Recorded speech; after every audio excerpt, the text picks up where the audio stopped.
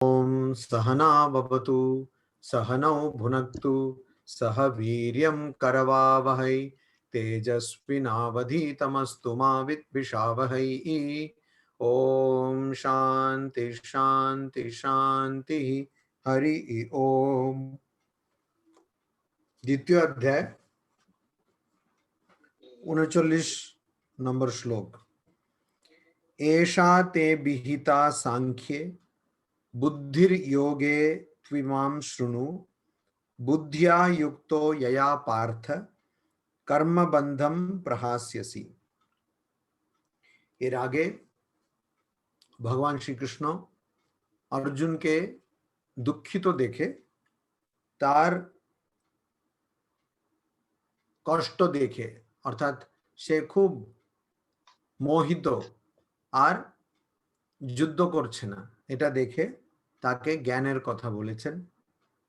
প্রকৃতপক্ষে আমাদের স্বরূপটা কি আর মৃত্যু বা জন্ম আমাদের কিছুই করতে পারে না এইগুলো শ্রীকৃষ্ণ বলেছেন।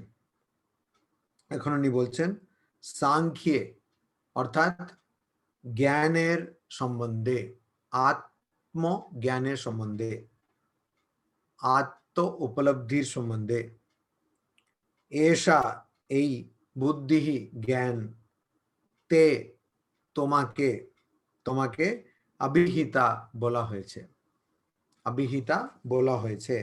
যোগে তু কিন্তু যোগের সম্বন্ধে ইমাম এই শৃণু শোনো। পার্থ পার্থ আমরা আগেও দেখেছি পৃথা, পৃথার পুত্র পার্থ। পৃথা অর্থাৎ কুন্তির নাম পৃথা। ইয়া যেটা দিয়ে বুদ্ধিয়া জ্ঞান যুক্ত জ্ঞানের সঙ্গে কর্মবন্ধম কর্মের বন্ধন প্রহাস্যসি তুমি ভেঙে দেবে। তো এখানে শ্রীকৃষ্ণ বলছেন যে এতক্ষণ আমি তোমাকে জ্ঞানের কথা বলেছি, এখন আমি তোমাকে যোগের কথা বলবো। এই যোগের কথা কেন বলছি? যোগ সাধন করলে পরে তুমি কর্মের বন্ধন থেকে মুক্ত হবে।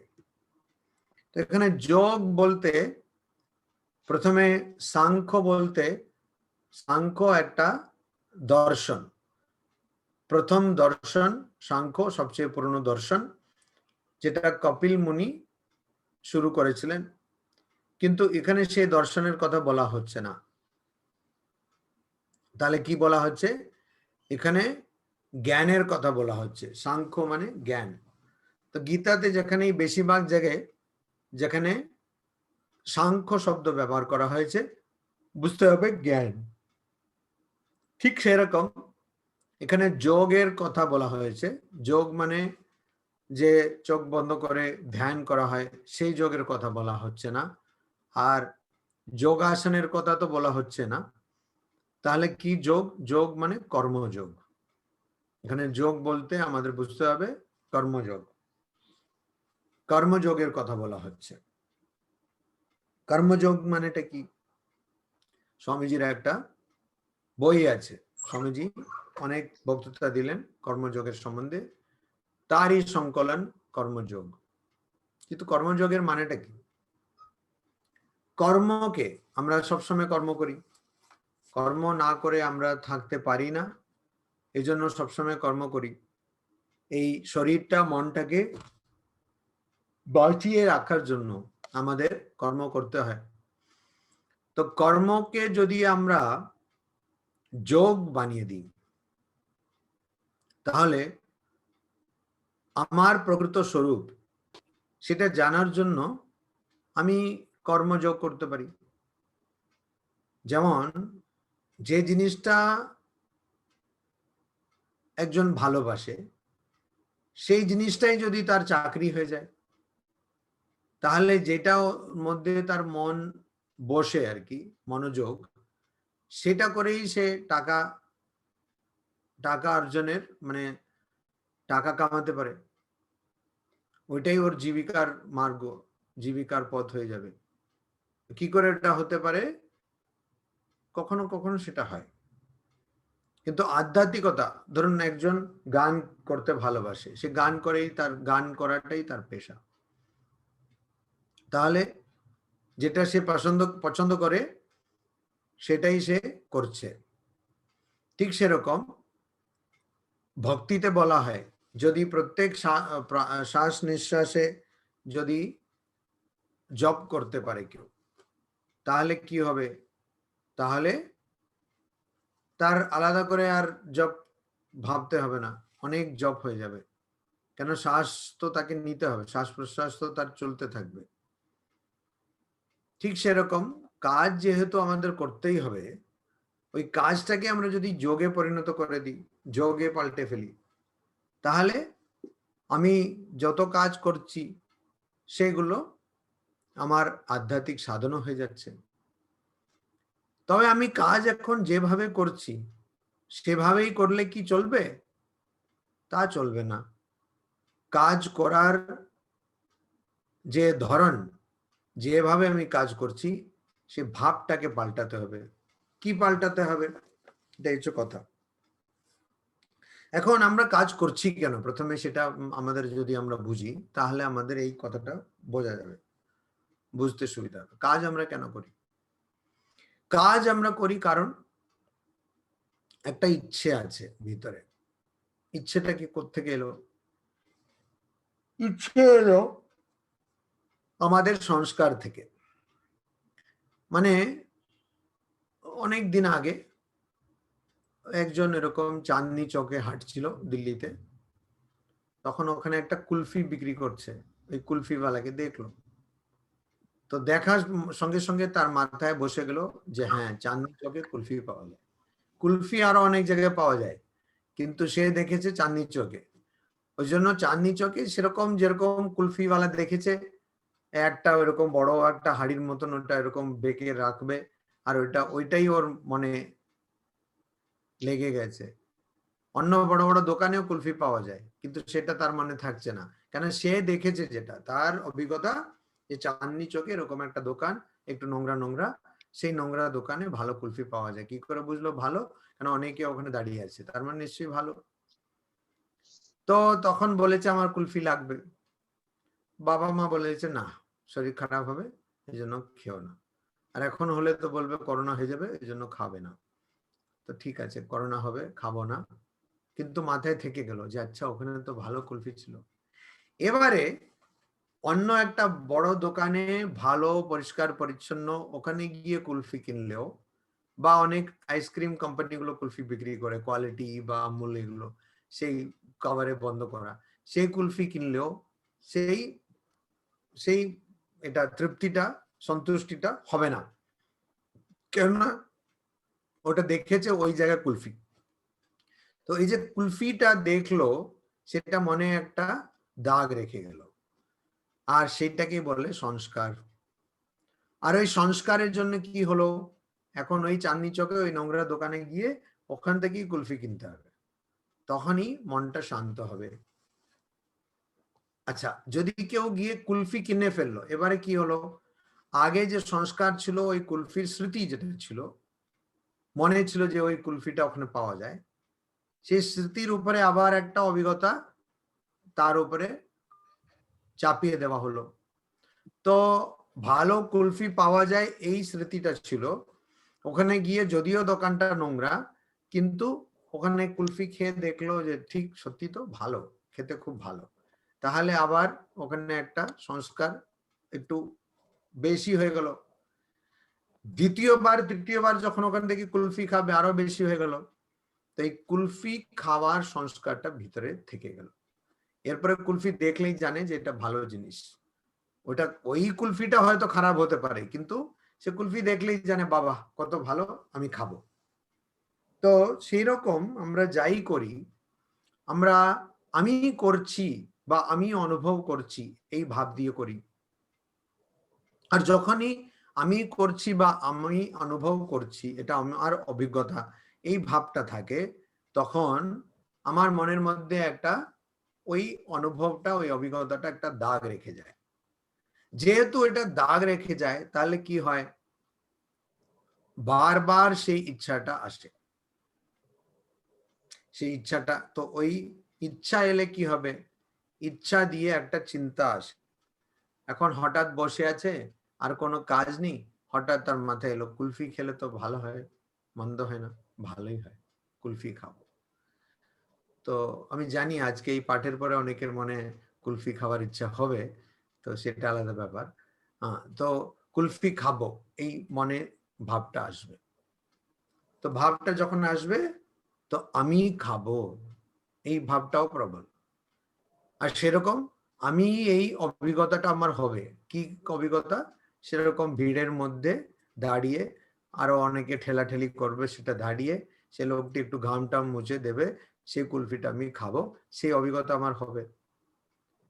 তো এই জিনিসটা হচ্ছে সংস্কার। আর আমি প্রথম যখন কুলফি দেখলাম, তখন আমার কর্ম কি ছিল, কুলফিকে দেখছি, আর তার জন্য আমার কর্মফল হয়েছে কি ফল, সেটা আমার মনের মধ্যে একটা দাগ থেকে গেছে, কুলফিকে দেখলাম বা সংস্কার। এবারে কুলফিকে যেহেতু দেখেছি, তখন আমরা এমনি অনেক কিছু দেখি, আমাদের চোখের সামনে থেকে অনেক কিছু যায় আসে, কিন্তু সেগুলোতে আমরা মন দিই না। অনেকে ওই ক্লাসরুমে বসে ক্লাস বোর্ডের মানে ব্ল্যাকবোর্ডের দিকে মন দেয় না, ক্লাসরুমে যে বোর্ড, ব্ল্যাক বোর্ড বা হোয়াইট বোর্ড, বোর্ডের দিকে মন দেয় না। তো যদিও আমাদের চোখের সামনে অনেক কিছু থাকে, কিন্তু আমরা মন দিই না। যেই জিনিসে আমাদের মনটা যায়, সেই জিনিসটা একটু আমাদের মনে একটা দাগ রেখে যায়। কেন? আমি দেখেছি। তো আমি কি দেখেছি? আমি কুলফিটা দেখেছি। তো ওইটার কর্মফল কি হবে? আমাকে কুলফি খেতে হবে, আমাকে কুলফি খেতে হবে। আচ্ছা, আমি যখন কুলফি খাচ্ছি, তখন আমি এটা ভেবে খাচ্ছি আমি কুলফি খাচ্ছি, তখন তার কর্মফল কি হবে? আবার আমাকে কুলফি খেতে হবে। তো এই কর্মফল, প্রত্যেক কর্মের কর্মফল আছে। কখন এই কর্মের কর্মফল তৈরি হয়? যখন আমি ভাবছি আমি করছি, তখন এই কর্মফল থাকে। যদি আমি জানি এটা আমি করছি না, ভগবানের লীলা, তাহলে আমার কোনো কর্মফল হবে না। কিন্তু বেশিরভাগ মানুষ, সাধারণভাবে যারা থাকে, মানে যারা যোগী নয়, ব্রহ্মজ্ঞানী নয়, ভগবান লাভ করেননি, ঈশ্বর লাভ করেননি, মানে সবাই আর কি, বেশিরভাগ মানুষ, মানে সে খুব কম মানুষ তারা পৃথিবীতে যারা এটা লাভ করেছে। বাকি সবাই আমরা কি করি? আমরা যখন একটা কোনো কাজ করি, সেই কাজের ফল সৃষ্টি হয়, এটা হচ্ছে কর্মফল। ওই কর্মফলটাকেও কর্মই বলা হয়। ওই জন্য এখানে শ্রীকৃষ্ণ বলছে না, কর্মের বন্ধন। কর্মের বন্ধন মানে কোনো কর্ম যেটা আমরা করলাম, আমি করছি বা আমি ভোগ করছি এইভাবে, এই ভেবে, সেই কর্মের বন্ধন। এখন আরেকটা উদাহরণ দিলে ভালো বোঝা যাবে। আমি স্কুলে পড়ছি, আর স্কুলে পড়ার সময় আমার একটা ক্লাসের জন্য একটা খাতা থাকবে, আর বাড়ির কাজের জন্য একটা খাতা থাকবে, একটা ক্লাস ওয়ার্কের নোটবুক থাকবে, একটা হোমওয়ার্কের নোটবুক থাকবে। এবারে যে হোমওয়ার্কের নোটবুক, সেটাতে আমার যদি মলাট লাগিয়ে সেটাতে আমার যদি নাম থাকে, তাহলে ওই হোমওয়ার্কের নোটবুকে যদি কোনো ভুল থাকে, তাহলে মাস্টারমশাই বা দিদিমণি ধরে ফেলবেন, এটা তো তোমার খাতা। ঠিক ক্লাসরুমের যে খাতাটা, ক্লাস ওয়ার্কের ক্লাস নোটবুক, সেটাতে ওরকম ভুল হলে, যেহেতু আমার নামটা লেখা আছে, এবারে আমার যদি নাম না লেখা থাকে, তাহলেও কিন্তু দিদিমণি আর মাস্টারমশাই ধরবেন কি করে? আমার হাতের লেখা দেখে, তারা তো আমার হাতের লেখা জানেন। কিন্তু যদি আমার নামও লেখা না থাকে, আর আমার হাতের লেখাও লোকেরা না জানে, তাহলে কেউ আমাকে বলতে পারবে না যে এটা তোমার ভুল হয়েছে, যদিও ওটা আমার কাজ। তো ওইটাতে কিন্তু আমি কাজ করছি, আমার ভুল হচ্ছে, কিন্তু যেহেতু কেউ ধরতে পারছে না এটা কার খাতা, ওই জন্য আমি তার জন্য শিক্ষা পাবো না। ঠিক সেরকম আমি যখন কাজ করছি, আমি যদি এটা পুরোপুরি ভাবে, স্পষ্ট ভাবে যদি জানি যে এটা ভগবানের কাজ, তাহলে আমাকে কেউ আর দোষী করতে পারবে না। এটা হচ্ছে এখানে। তো এই জন্য আমি যখন কাজ করি, যখন আমার মনের মধ্যে রয়েছে যে এটা আমি করছি, তখন আমাকে কর্মফলটা ভোগ করতে হবে। অনিলদা ঘুমিয়ে পড়েছেন নাকি? আচ্ছা, যাকে আমি বলি সবসময় যে কোনো ক্লাসে ঘুমালে কোনো অসুবিধা নেই, নাক ডাকবেন না শুধু, আর বালিশটা দেওয়া যাবে না, বালিশটা আমরা দেব না। এটাই তো। তো এই জন্য আমি করছি, আমি ভোগ করছি, এইভাবে করলে তার কর্মফলটা ভোগ করতে হবে, মানে তার ফলটা ভোগ করতে হবে। আর ওই ফলটা কি হবে? বন্ধন। এটা হচ্ছে বন্ধন। অনেকে এটা বোঝে বিয়ে করার পরে, বিয়ে করলো কর্ম, তার ফলটা যে পরে পাবে সেটা অনেকে পরে বোঝে। তো এটা হচ্ছে বন্ধন। মহারাজ আমি সংসারে যে আটকে গেছি, কে বললো আপনাকে আটকাতে? আপনি নিজেই তো গিয়ে আটকালেন। কিরকম কি হবে? হ্যাঁ, ওই জন্য বিয়ে করার পরে একটা রিবাজ আছে না, সেটাকে বলে হানিমুন। বড়রা খুব ভেবে চিন্তে এটা রেখেছে। কেন? যতদিন আনন্দে থাকবে থেকো ভাই, এরপর তো আর তুমি পাবে না। ওই জন্য তারপরে তো তোমার জীবন ফিনিশ হয়ে গেল, দি এন্ড হয়ে গেল। তো ওই বন্ধন, কর্ম বন্ধন, কর্মের বন্ধন কেন? কেন না, যে কর্মটা আমি করলাম, যখন ভাবলাম আমি করছি, তখন সেই কর্মের ফলটা আমাকে ভোগ করতে হবে। ভালো কর্মের ফল ভালো হবে, আর বাজে কর্মের বা খারাপ কর্মের ফল খারাপ হবে, কিন্তু আমাকে ভোগ করতে হবে। এখন যদি আমি কর্মযোগের অভ্যাস করি, অর্থাৎ কর্মযোগ আমি যদি করি, তাহলে আমাকে এই কর্ম বন্ধনে আর আটকাতে হবে না। এখানে একটা গল্প বলছি, আপনাদের মধ্যে অনেকে শুনে থাকবেন। মহর্ষি বেদব্যাস, যিনি বেদের সংকলন করলেন আর কি, আর যিনি মহাভারত লিখলেন, যিনি ভাগবত লিখলেন, ভাগবত শুধু না, আরো 17টা পুরাণ, মানে 18টা পুরাণ লিখলেন, সেই মহর্ষি বেদব্যাস একবার বৃন্দাবন গেলেন। এখন কেন গেলেন আমাকে জিজ্ঞেস করলে আমি জানি না, ওই গল্পে ওটা লেখা নেই, হয়তো কিছু নিমন্ত্রণ পেয়েছেন ওই জন্য গেলেন। আর গোপীদের কাছে, তখন কৃষ্ণ ছিলেন না ওখানে, তো ওই গোপীরা ওনাকে খাইয়েছেন, ভালো খাইয়েছেন, মানে একদম দারুণ খাওয়ালেন ভোজ। তো আমাদের বেদ মহর্ষি, আমি জানি না কেন মহর্ষিদের যখন কোনো ছবি আঁকা হয় না, কখনো কেউ রোগা মহর্ষি দেখেছে? কখনো পাবে না, সব মোটা, বেশ ভালো পেট টেট থাকবে।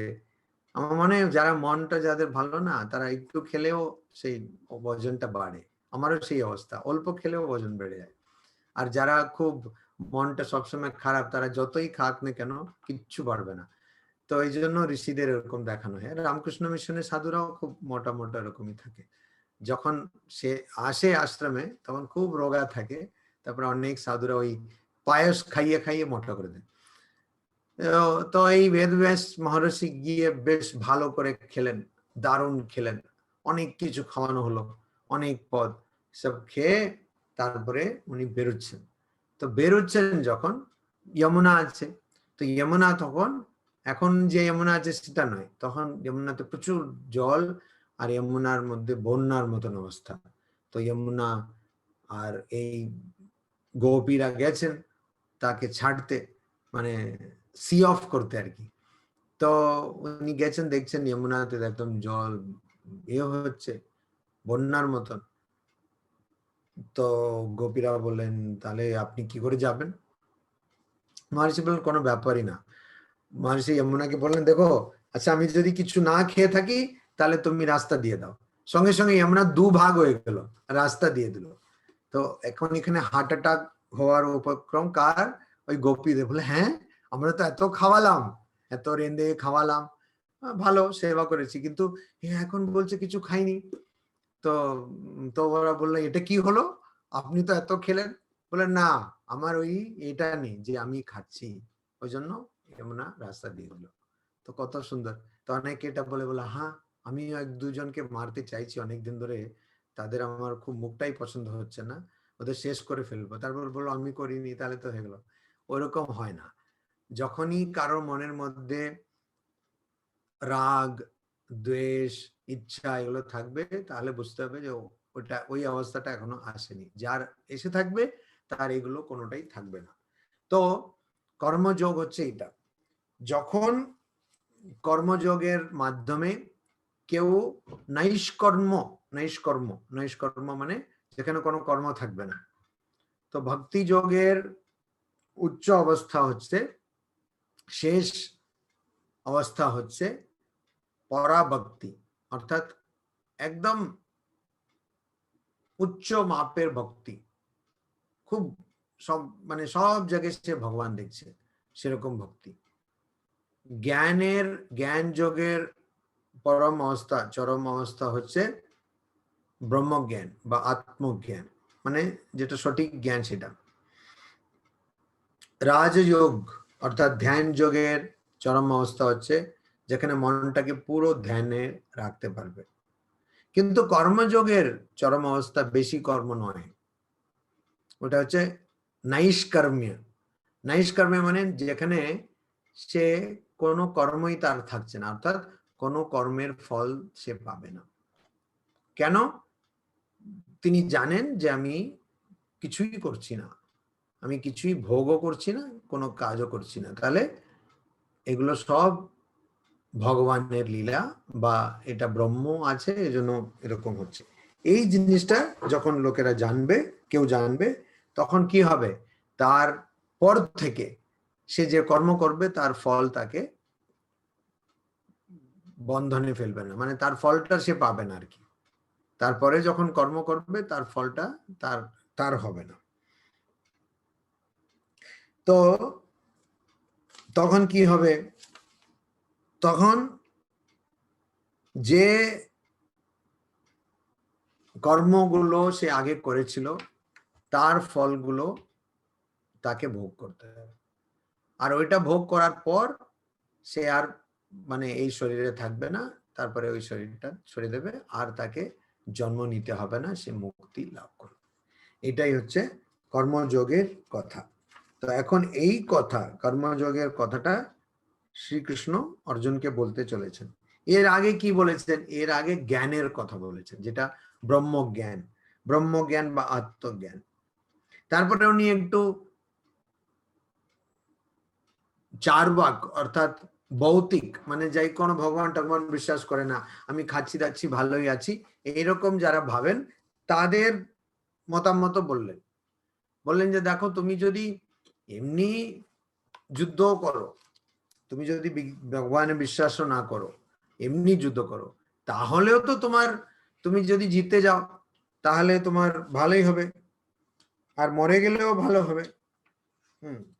তো ওই জন্য তুমি এত ভয় পাচ্ছ কেন? আর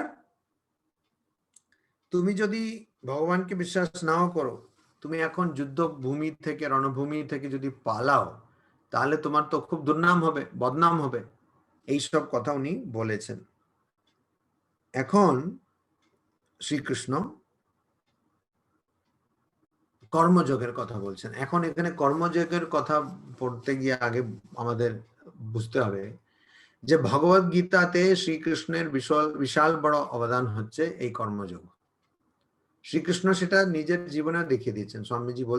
স্বামী বিবেকানন্দ বলছেন যে শ্রীকৃষ্ণের জীবন হচ্ছে নিঃস্বার্থ জীবন, একদম নিঃস্বার্থ, তার কোনো স্বার্থপরতা কোথাও নেই। নিজের জন্য শ্রীকৃষ্ণ তার জীবনে কিছুই করেনি, যা করেছেন সব অন্যদের জন্য করেছেন। তো ওই মানে কখনো সেরকম রাজা হয়ে থাকেনি শ্রীকৃষ্ণ, মানে সবসময় অন্যদের জন্য করেছেন। তার বংশ একদম জলে ভেসে গেল, আক্ষরিক অর্থে জলে ভেসে গেল, তাও তিনি সেই বংশকে তিনি কি বাঁচাতে পারতেন না? তো সেটা কিন্তু তিনি করেননি। তো এখানে কিন্তু উনি বলছেন কর্মযোগের কথা। আর এই কর্মযোগ বইটা খুব চটি বই, আপনাদের মধ্যে যারা পড়েননি বইটি, বিশেষ করে যারা ছোটরা আছেন, অবশ্যই পড়বে। আর সে বইটা আমাদের দিল্লিতে পাওয়া যায়, সব জায়গায় পাওয়া যায়, বাংলাতেও আছে, সেটা কিনে অবশ্যই পড়বে। আর যদি ছোটরা পড়ছে আর বাবা মা না পড়ে থাকে, তাহলে ওদেরকেও পড়ে শোনাবে, কারণ বড়দের তো এমনি জ্ঞান কম, যাই দেখছি আমি, তো এই জন্য ছোটরা পড়ে বড়দের শোনাবে, এটাই হবে। তো কি কর্মযোগের কথা, সেই এই যে গীতাতে ভগবান শ্রীকৃষ্ণ যোগগুলোর কথা বলেছেন, স্বামী বিবেকানন্দের একটা বড় অবদান, এই চারটে যোগকে স্বামীজি আলাদা করে কর্মযোগ, ভক্তিযোগ, রাজযোগ, রাজযোগ মানে ধ্যান যোগ, গীতাতে যেটাকে ধ্যান যোগ বলা হয়েছে, ধ্যান যোগ আর জ্ঞান যোগ, এই চারটে যোগকে স্বামীজি আলাদা করে বার করে সেটা সম্বন্ধে ব্যাখ্যা দিয়েছেন। আর এই ভগবত গীতা মহাভারতে ছিল, মহাভারতে 18টা গীতা রয়েছে, তার মধ্যে যেটা আমরা এখন পড়ছি সেটা হচ্ছে ভগবত গীতা। আদি শঙ্করাচার্য, ভগবত পাদ আদি শঙ্করাচার্যের বড় অবদান হচ্ছে উনি এই ভগবত গীতার উপরে ব্যাখ্যা লিখলেন, ওর উপরে ভাষ্য লিখলেন, তার ওর ব্যাখ্যা লিখলেন, আর উপনিষদের উপরে ব্যাখ্যা লিখলেন, আর ব্রহ্মসূত্রের উপরে। তারপর থেকে এগুলোকে প্রস্থানত্রয়ী বলে বলা হয়। তার আগে কিন্তু কেউ এরকম করেনি। তো এটা ওনার জন্য, তারপর থেকে যেই কিছু বলতে চায় সে ভগবত গীতার উপরে কিছু ব্যাখ্যা করবে, ভগবত গীতার ব্যাখ্যা করবে। এখন এখানে কর্মযোগ অর্থাৎ আমি যে কাজটা করছি সেই কাজটাই আমি যদি ভালো করে করি, নিঃস্বার্থ ভাবে করি, আমি যদি সে কাজটা নিঃস্বার্থ ভাবে করি আর ভালোভাবে করি, সেটাকেই আমি আধ্যাত্মিক সাধন বানাতে পারবো। আমাকে একটা কথা এখানে বলতেই হবে, না বলে পারলাম না, সেটা হচ্ছে অনেকে কর্মযোগকে ভুল ধরেছে। মহারাজ আমি তো লোকেদের ঠকাই, তো আমি ঠকিয়ে আমার আজীবিকাটা তাই, তো আমি এরকম করে করছি, ওটাই আমার কর্মযোগ। সেটা কর্মযোগ হতে পারে না। যেটা সত্যকে আশ্রিত করে, সত্যের আশ্রয়ে ছেড়ে দিয়ে যে আচরণটা, সেটা কখনো কর্মযোগ হতে পারে না। তো অনেকে বলে, অনেক ভক্তদের, আমার তো মহারাজ এইসব ধ্যান জ্ঞান হবে না, আমার শুধু কর্মযোগ। কর্মযোগ সেটা না, কর্মযোগ হচ্ছে নিঃস্বার্থ আচরণ। এটা আমি এতবার শুনেছি, বলছে আমার তো কর্মযোগ। কি করেন ভাই আপনি? না আমি লোকেদের র্যান্ডম ঠকাই। সেটাও বলবে না, সে বলবে আমি বিজনেস করি। হ্যাঁ, তো বিজনেস করি মানে ওইরকম, তখন একটু খোঁজ করলে বোঝা যাবে যে ও আচ্ছা এটা করছে। নাহলে সরকারি অফিসে কাজ করেন, প্রচুর ঘুষ নেন, তো এটা আমার কর্মযোগ। সেটা কর্মযোগ হবে না, সেটা বরঞ্চ কর্মভোগ হবে। এটা ভালো করে বুঝতে হবে। নৈতিক আচরণ ছাড়া আধ্যাত্মিক জীবন অসম্ভব। আধ্যাত্মিক জীবনের ভিত্তি হচ্ছে নৈতিক জীবন, এটা ভালো করে বুঝতে হবে। আমি মিথ্যে কথা বলি, লোকেদের ঠকিয়ে বেড়াই, যা তাই, যা চাই তাই করি, যা পারি তাই করি, সেটা কোনোদিন আধ্যাত্মিক জীবনের লক্ষণ নেই, ওটা নেই। অনেকে আচার্যরা, যেমন স্বামীজি, স্বামী বিবেকানন্দ বা শঙ্করাচার্য, এরা আমাদের উপরে অশেষ কৃপা থাকার জন্য, আমাদের জন্য যাতে সহজে জিনিসগুলো আমরা যাতে বুঝতে পারি, আর যাতে আমাদের সাধনের পক্ষে সহজ হয় ব্যাপারগুলো, ওই জন্য ওরা তাদের অশেষ কৃপায় তারা কি করেছেন, তারা এইসব অনেক রাস্তা আমাদের দেখিয়ে দিয়েছে। কিন্তু তার মানে এটা নয় যে অনৈতিক আচরণ করে আমি সেগুলো লাভ করব। তো কর্মযোগ মানে প্রথমে, যে কোনো যোগের জন্য প্রথমে নৈতিক আচরণ থাকতে হবে, নৈতিক জীবনটা থাকতে হবে, নৈতিক মূল্য থাকতে হবে, তারপরে আধ্যাত্মিক সাধন। তো তার মধ্যে একটা সাধন হচ্ছে কর্মযোগ, যেখানে নিঃস্বার্থভাবে কর্ম করতে হবে। সে নিঃস্বার্থভাবে কি করে করবেন? ভগবানের বিশ্বাসী হন যদি, তাহলে আত্মসমর্পণ, সবকিছু একটা শরণাগতির ভাবে করবেন। আর যদি ব্রহ্ম জ্ঞানী এরকম ভাব আপনাদের ভাল লাগে, তাহলে আমার যা কর্ম আমি করছি সেটা আমার প্রারব্ধ কর্মের জন্য, অর্থাৎ আমি আগে আগে জন্মে যা যা জন্ম জন্মান্তরে আমি যা কর্ম করেছি সেই কর্মফলটা ভোগ করছি ভেবে, আর কোনো ইচ্ছা, সব ইচ্ছা ছেড়ে দিয়ে কর্ম করে যাবেন, সব ইচ্ছা ছেড়ে দিয়ে কর্ম করে যাবেন। যদি সম্পূর্ণ ভগবত গীতাকে ধরে আমাদের বলতে হয়, আচ্ছা ঠিক আছে, এখানে অনেক যোগের কথা বলা আছে, আর আমরা দেখেছি প্রত্যেক অধ্যায়ের শেষে ওটাকে একটা যোগ বলেই বলা আছে। যাই হোক না কেন অধ্যায়ের কথা, অর্জুন বিষাদ যোগ, অর্জুন বিষাদে চলে গেল, সেটাও একটা যোগ। তো সবকিছু যোগ হিসাবে দেখানো হয়েছে গীতাতে। তো যদি আমরা বলি যে সম্পূর্ণ গীতাতে যদিও আলাদা আলাদা বিভিন্ন যোগের কথা বলা আছে, গীতা কি বলছে, তাহলে আমাদের এক কথা বলতে হবে কর্মযোগ। গীতা কিন্তু কর্মযোগের কথা বলছে বিশেষ করে। আর এই কর্মযোগ কিরকম, এখানে শ্রীকৃষ্ণ বলছেন 40 নম্বর শ্লোকে, নেহাভিক্রমণাশোস্তি প্রত্যবাयो न विद्यते स्वल्पमप्यस्य धर्मस्य ত্রায়তে महतो भयात्। আমি আগেও বলেছি কিছু কিছু শ্লোক মুখস্থ করে রাখলে ভালো, এই শ্লোকটাও মুখস্থ করে রাখলে ভালো। তো কি বলছেন, ইহা এইটাতে অভিক্রমনাশঃ, মানে কোন চেষ্টা বৃথা হয় না, কোন চেষ্টা বৃথা হয় না, না অস্তি হয় না। প্রত্যবায়ঃ, অভিক্রমনাশঃ মানে কোন চেষ্টার ব্যর্থ হয়ে যাওয়া, না অস্তি মানে নেই। তার মানে এখানে অর্থাৎ এই কর্মযোগে কোন চেষ্টার ব্যর্থ হয়ে যাওয়ার কোনো সম্ভাবনা নেই।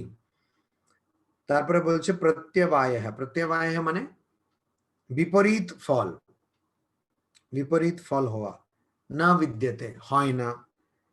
अस्य धर्मस्य এই ধর্মে স্বল্পম খুব অল্প, अपि করলেও महतः भयात्, महतः भयात् মানে বড় ভয় থেকে ত্রায়তে বাঁচায়। তো কর্মযোগটা কিরকম, কর্মযোগ হচ্ছে এমন যোগ যেটাতে তুমি যাই করবে সেটার কাজ হবে। এখন একজন, আবার খাবার প্রসঙ্গে আসি, আমি তো এমনিতে সবাই জানে আমি বেশ খাওয়ার প্রসঙ্গটা বলি আর কি। তো একজন ধরুন বিরিয়ানি রাঁধছে, আর বেশিরভাগ বাঙালি, সবে তো বাঙালি, তো বিরিয়ানি ছাড়া আর কি ভালো হতে পারে। তো একজন বিরিয়ানি রাঁধছে, বিরিয়ানি যখন রাঁধছে, রীতাদিরও ঘুম পাচ্ছে, আজকে ক্লাসটা ঠিক যাচ্ছে না, অনিল দা ঘুমে গেছেন, রীতাদি ঘুমোচ্ছে, ঠিক আছে। তো এই জন্য না মহারাজ শুনছি, ঘুমোচ্ছি না একদমই। ঠিক আছে, তো ওই জন্য একটু বিরিয়ানি টিরিয়ানি আনলাম। তো বিরিয়ানি রান্না করা হচ্ছে, এবারে বিরিয়ানি রান্না করতে গেলে প্রথমে অনেক কিছু করতে হবে, প্রথমে ওই ভাতটাও তো রান্না করতে হবে, তো ওই ভাতটাকে রাখা হচ্ছে ইত্যাদি। ইতিমধ্যে কেউ এলো, অতিথি এলো। অতিথি মানেটা কি, অতিথি মানে আমরা বলি অতিথি দেবো ভব, অতিথি দেবো ভব মানেটাই অনেকে জানে না, ওই জন্য বলছি। অতিথি মানে গেস্ট নয়, অতিথি মানে গেস্ট নয়, এটা বুঝতে হবে। ইংরেজিতে গেস্ট মানে কি, গেস্ট মানে যারা আসছে আমাদের বাড়িতে, যারা বলে আসছে তারা হচ্ছে গেস্ট। অতিথি মানে গেস্ট নয়, অতিথি মানে কি, ওখানেই ওই কথাতেই তার উত্তর আছে, অতিথি অর্থাৎ যে বলেনি কখন আসবে, মানে না বলে যে আসে, না বলে উপস্থিত হয়, সেটা হচ্ছে অতিথি। তো অতিথিকে হিন্দিতে মানে উর্দুতে মেহমান বা ইংরেজিতে গেস্টের সঙ্গে তুলনা করলে হবে না, সেটা আলাদা। অতিথি মানে যেটা না বলে আসে, ও হচ্ছে দেবো ভব, মানে সে দেবতুল্য। আমরা করি থোড়ি, আমরা তো সিনেমা বানিয়ে দিচ্ছি অতিথি তুম কব যাওগে। তো ওই জন্য অতিথি মানে এটা। তো ধরুন এরকম আপনি বিরিয়ানিটা রাখছেন, ভাতটা তৈরি করছেন, ইতিমধ্যে টিং টং বলে বা যাই বেল হোক আপনার বাড়িতে, বা অনেকের কাছে বেল নেই, তো এরকম দরজায় একটু কেউ শব্দ করলো, তো আপনি দেখলেন একজন অতিথি এলেন, তো এই ভাতটাকে রাখলেন। তো এখন অতিথি এলো, তো সে বিপদ না বলেই আসে, তো বিপদ এলো, যদিও অতিথি দেব ভব, কিন্তু অনেকে সেটা নিতে পারে না, তখন এই কথা হচ্ছে, ই হচ্ছে, অমুক হচ্ছে, সে কখন যাবে, কেন আপনি ভাবছেন যে আমার কাছে তো এতটা মাংস নেই যে ওকেও খাওয়াবো, ওই জন্য ও যাওয়ার পরে আমি রান্না করব বিরিয়ানি, কিন্তু সেদিন আর বিরিয়ানি হবে না। তো এই যে ভাতটুকু আপনি করতে পারলেন বা বসিয়ে রেখেছিলেন, সেইটুকুতে কি বিরিয়ানি হবে? হবে না, কেন অন্য কাজগুলো করা হয়নি। তো একটু অল্প কাজ করাতে কোনো লাভ হবে না। বেশিরভাগ আমাদের সংসারে আমরা জগতে দেখি অল্প কিছু একটা করলে ওই কাজটা পুরো হবে না, আমাদের পুরোটা করতে হবে। কিন্তু এখানে ভগবান শ্রীকৃষ্ণ বলছেন কর্মযোগে অল্প করলেও সেটা থেকে যাবে, সেটা নষ্ট হবে না। অল্প করলেও, একটু করলেও সেটা দিয়ে কাজ হবে। কত বড় বিশ্বাস, কত বড় আমাদের আশ্বাসন দিচ্ছেন, কত বড় ব্যাপার। উনি বলছেন তুমি ভয় পেও না, অল্প, তোমার দ্বারা বেশি হচ্ছে না, ঠিক আছে। জৈন ধর্মে অনুব্রত বলে একটা কথা আছে। অনুব্রত মানে কি, সত্যি কথা বলতে হবে, কিন্তু সেই সত্যি কথা আমি বলতে পারছি না রোজ, তাহলে কি করব? তাহলে ছোট করে শুরু করো, মানে আমি প্রত্যেক সোমবার সত্যি কথা বলবো, যাই হোক না কেন সোমবারে আমি আর মিথ্যা কথা বলবো না। তাহলে কি হবে? তাহলে এটাই হবে, যারা আপনার কাছ থেকে ধার নিতে চায় তারা সোমবারে আসবেন, এই কথাটা যদি সবাই জানতে পারে, তাহলে আপনি আর মিথ্যা কথা বলতে পারছেন না, তখন ধার দিতেই হবে। আর একটা যেটা হবে, অন্তত সোমবার আপনি সত্যি কথা বলবেন। তো ভালো হবে। যখন সোমবার আপনি অনেক বছর ধরে পারছেন, তারপরে মঙ্গলবার, তারপরে বুধবার, তো অল্প অল্প করে বড় ব্রত করা, ওইটাকে অনুব্রত বলে জৈন ধর্মে। কিন্তু এখানে ভগবত গীতাতে সেই কথাটা অন্যভাবে বলছেন, অবশ্য জৈন ধর্ম না, এটা তো তারা অনেক আগে। তো এই কথাটা উনি কি বলছেন, বলছেন যে তুমি অল্প যদি কর্মযোগ অভ্যাস করো, অল্প, পরীক্ষায় গিয়ে 100 নম্বরের এতে 10 নম্বর লিখলে পাস হয়ে যাবে না, কিন্তু এখানে তুমি করো, তাহলে তুমি ফেল হবে না, তুমি ফেল হবে না, তোমার এই জিনিসটা পরে কাজে লাগবে। তো অভিক্রমা নাশঃ না अस्ति, কোনো চেষ্টার নাশ হয় না, কোনো চেষ্টা নষ্ট হয় না, সবকিছু থাকে, কোনো চেষ্টা নষ্ট হবে না, কোনো কিছুই বৃথা যাবে না। আর কি বলছেন, अस्य धर्मस्य, আর তারপরে প্রত্যবায় না বিদ্যতে।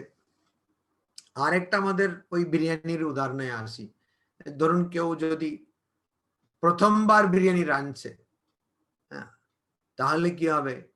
আর যে খাওয়ার লোক খুব রসিক যদি থাকে তার বাড়িতে, তাহলে তাকে খুব ভয়ে থাকতে হবে, কেন এই যে প্রথমবার রাঁধছি, যদি ভুল হয়ে যায় তাহলে গালাগাল খাবো, একে খাটতে হবে, পরে গালাগাল খেতে হবে।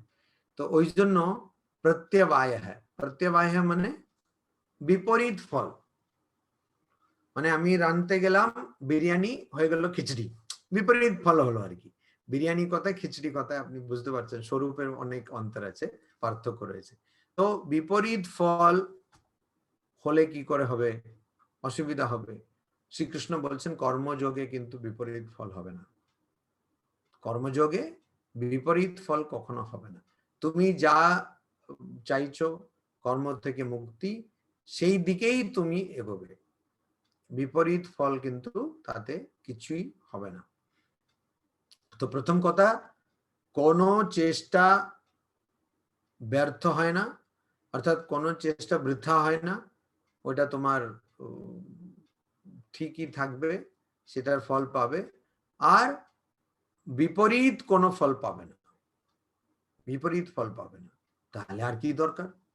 তার মানে আমি পরীক্ষা দিচ্ছি, 100 নম্বরের পরীক্ষা, তাতে আমি যদি 1 মার্কেরও লিখি তাতেও লাভ হবে, আর বিপরীত কিছু হবে না, অর্থাৎ আমি ফেল হব না।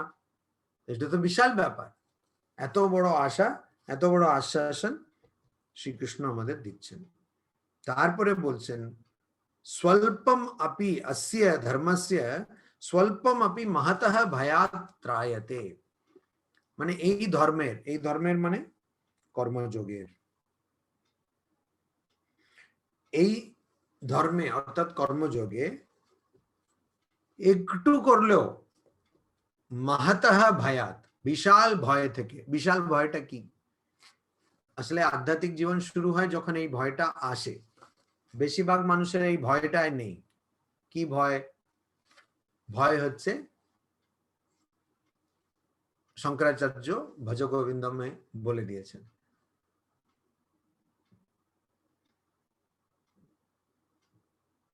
পুনরপি মরণম পুনরপি জননম পুনরপি জননী জঠরে শয়নম।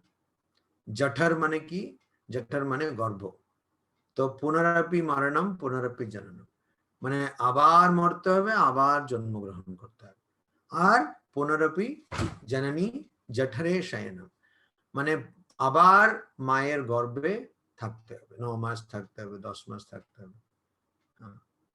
তো এই বোধহয় ওইটার জন্যই কেউ কেউ আগে বেরিয়ে পড়ে, বলে বাহ অনেক হয়েছে, 7 মাসে বেরিয়ে পড়ে, এরকম প্রিমেচুর বেবি। আমার মনে হয় ও আর পারছে না, না না না আমি ছেড়ে দাও, আমি পারছি না। তো এইটা, এই ভয়টা কত লোকের থাকে, থাকে না।